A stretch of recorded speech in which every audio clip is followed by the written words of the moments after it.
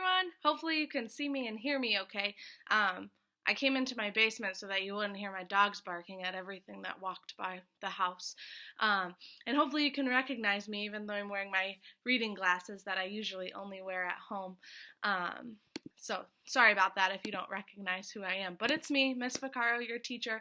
I miss seeing you guys every day. And so I decided that one way that we can connect every day is to do a read aloud. So if you click next to this video, there's a link that'll take you to a Google Doc that all of you can edit and access.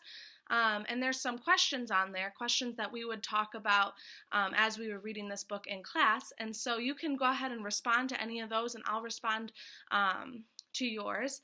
And we can have a discussion just like we would in class. So hopefully you take advantage of that opportunity, but I'm super excited to get started with this book.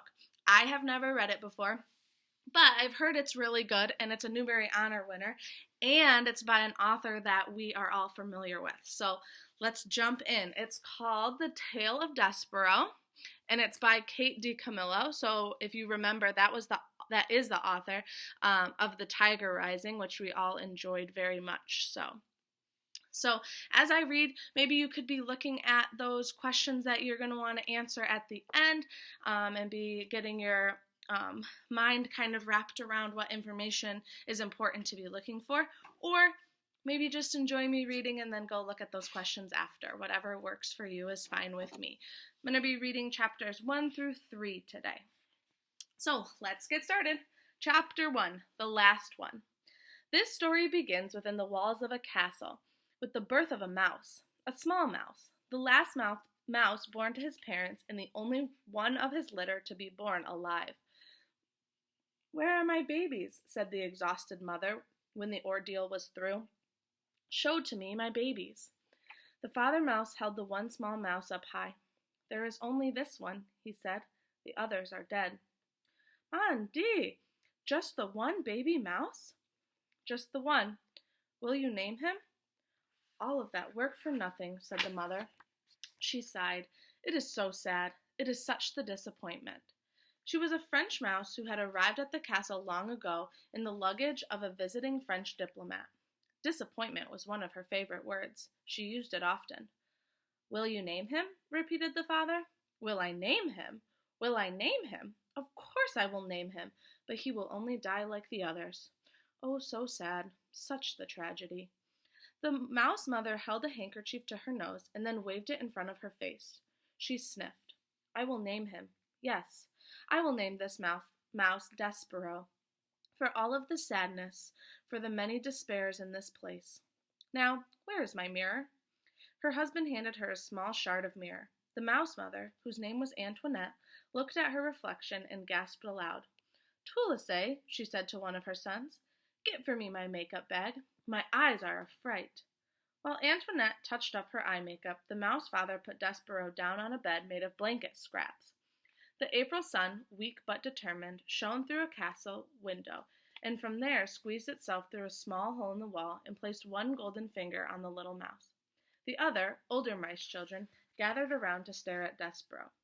"His ears are too big," said his mother Merlot.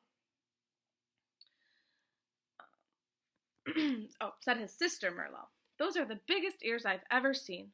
"Look," said a brother named Furlough. "His eyes are open. Pa, his eyes are open. They shouldn't be open." It is true, Despereaux's eyes should not have been open, but they were. He was staring at the sun reflecting off his mother's mirror. The light was shining onto the ceiling in an oval brilliance, and he was smiling up at the sight. There is something wrong with him," said the father. "Leave him alone." Despereaux's brothers and sisters stepped back, away from the new mouse. "This is the last," proclaimed Antoinette from her bed. "I will have no more mice babies. They are such the disappointment. They are hard on my beauty. They ruin my looks. This is the last one. No more." "The last one," said the father, "and he'll be dead soon. He can't live, not with his eyes open like that." But reader, he did live, and this is his story. Here's little Despereaux with his eyes wide open and his family peering over him.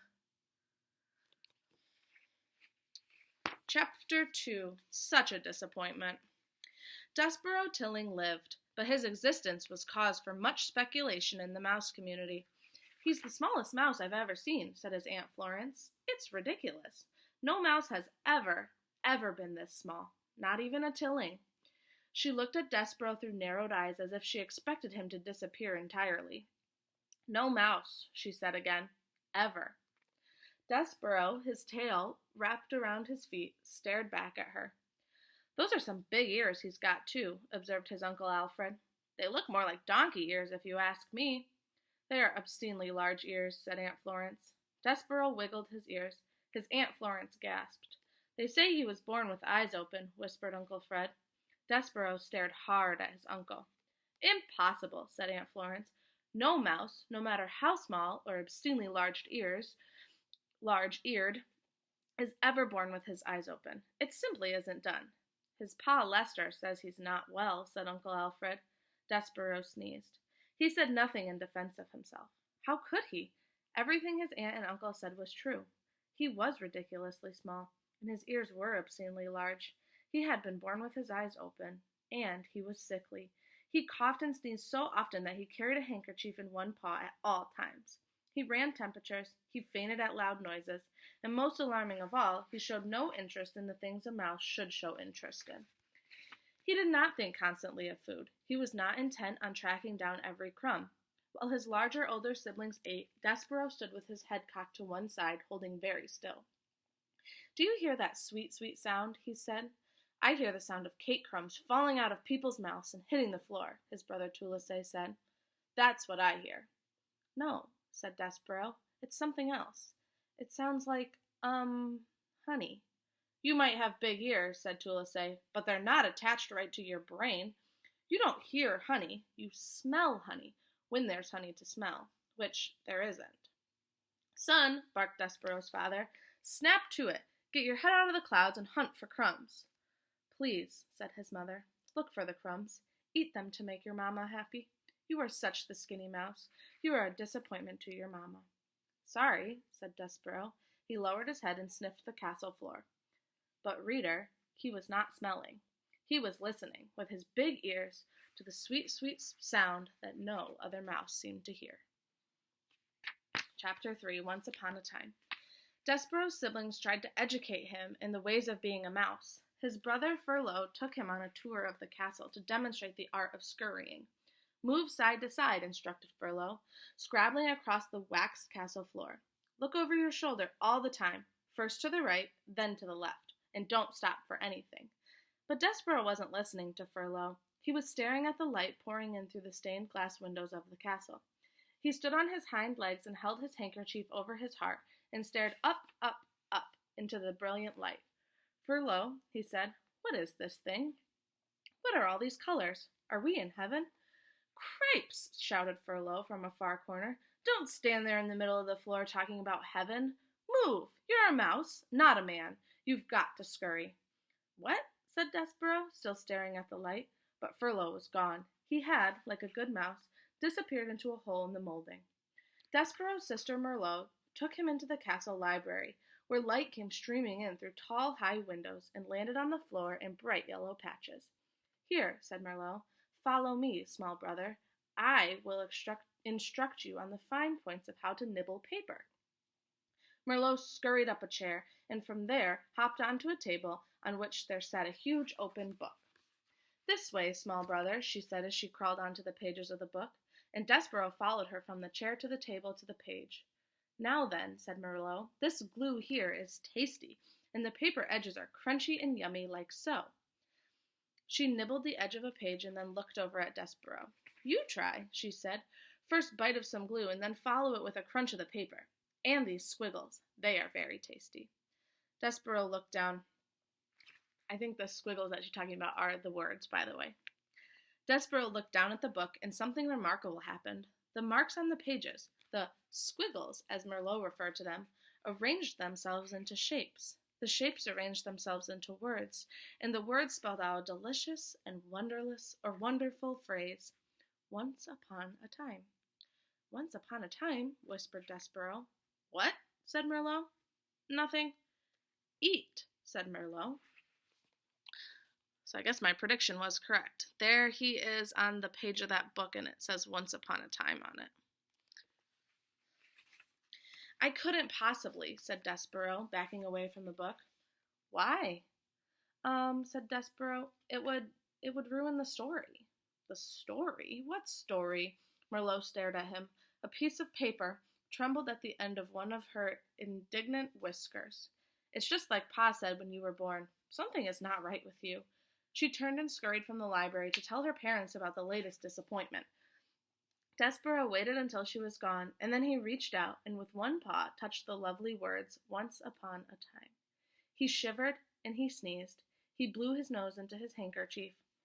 Once upon a time, he said aloud, relishing the sound, and then, tracing each word with his paw, he read the story of a beautiful princess and the brave knight who serves and honors her. Despereaux did not know it, but he would need very soon to be brave himself. Have I mentioned that beneath the castle there was a dungeon? In the dungeon there were rats, large rats and mean rats. Despereaux was destined to meet those rats.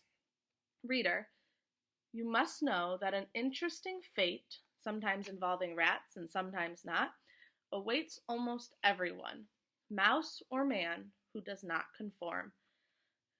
Conform means to be like everybody else. So be afraid to be different. Just do what everybody else does. Behave the way that everybody else behaves. So let's read this again, knowing that.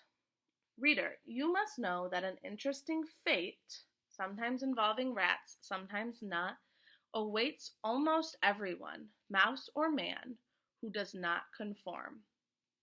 So fate meaning what's going to happen to you or something that happens to you. So an interesting fate awaits almost everyone, mouse or man, who does not conform. I want you to think about what that means.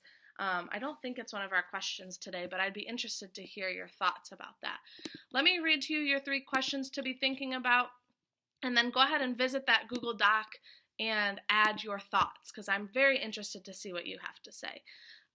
The first question is, why does the mother mouse use the word disappointment so often? So we hear her use that quite a bit. And so why do you think that is? The second one is, what did Despereaux's aunt and uncle say was wrong with him? So what were they saying was wrong with him in that second chapter? Feel free to replay the video to get the answer too. Number 3, Despereaux looked through the stained glass windows of the castle. To what did he compare the windows to? While in the castle library, what was Despereaux doing?